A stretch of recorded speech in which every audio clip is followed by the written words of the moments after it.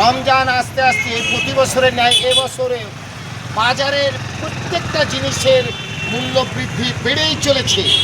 তাই কিছু মূল্য বাজারের কেনাকাটার জিনিসপত্রের দাম আমি আপনাদের সঙ্গে তুলে ধরছি, আপনারা শুনতে থাকুন, সকলেই শুনবেন। প্রতি বছরের ন্যায় এবছরে রমজান এলেই এই রকমের মূল্য 4 গুণ বেড়ে যায়।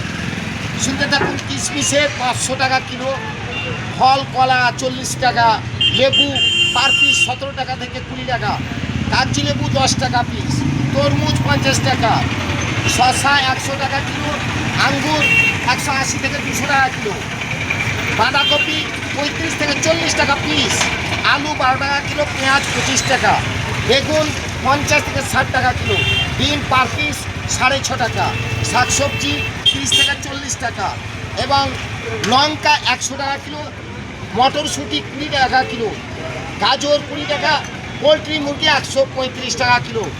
এইভাবে প্রত্যেক বছর রমজান আস্তে আস্তে আপনার এই বাজার মূল্য 3 থেকে 4 গুণ বেড়ে যায়। আপনাদের মতামত জানাবেন। আমি মোহাম্মদ ইয়ার আলী। ভালো লাগলে লাইক শেয়ার ফলো করবেন। ইতি শেষ করলাম।